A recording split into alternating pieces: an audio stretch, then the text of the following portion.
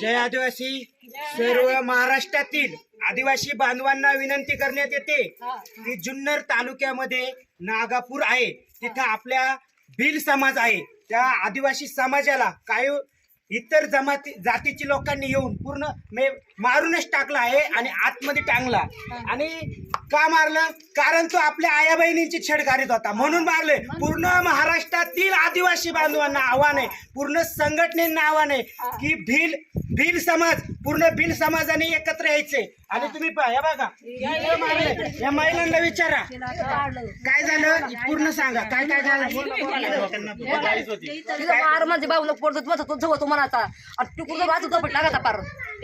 मारला मग घरात फेकून दिला, जाऊन फेकून दिला, गाडी घेऊन बसत त्याचा भाषा आणि तो अंकल इथं घरामध्ये दारात बसून राहिला. रातभर इथं राखण जेवणापर्यंत तो इथंच होता. कशाने मारलं?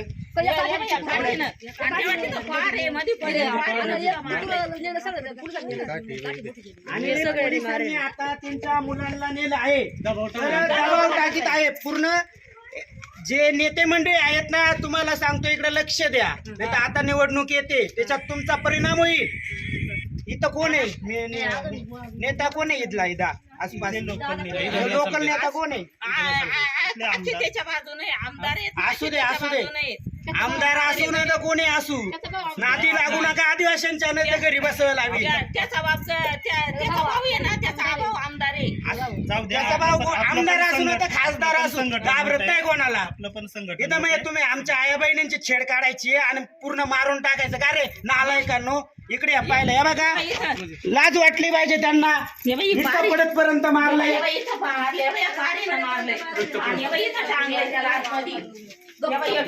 इथे येऊन टांगलं, इथं येऊन टाकलंय त्याला. इथं शिटिंग काढून घ्या तुम्ही.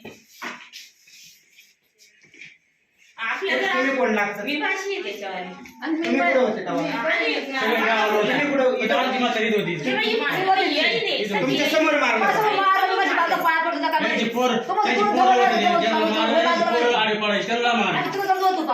भिल समाजातील अध्यक्ष, भिल समाजामध्ये जे अध्यक्ष आहेत, जे नेते आहेत, त्यांना आवाहन करतोय, धुळ्यातील असतील, नाशिकच्या असतील, जुन्नरच्या असतील, सर्व भिलच समाज नाही तर आदिवासींमध्ये 45 जमाती आहेत, त्या सर्व जमातींना आवाहन करतोय की प्रत्येक येणारा काळ तुम्हाला मारलं जाणार आहे आणि तुम्हाला चिरडून मारलं जाणार आहे. त्याआधी तुम्ही सावध व्हा आणि इथं न्याय देण्यासाठी सर्वांनी यायचे. न्याय मागतात या तुमच्याकडे.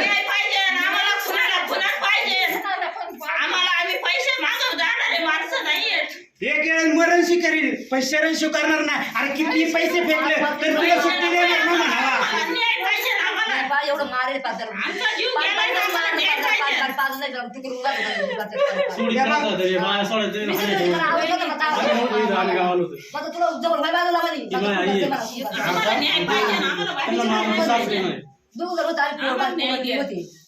एवढं मारत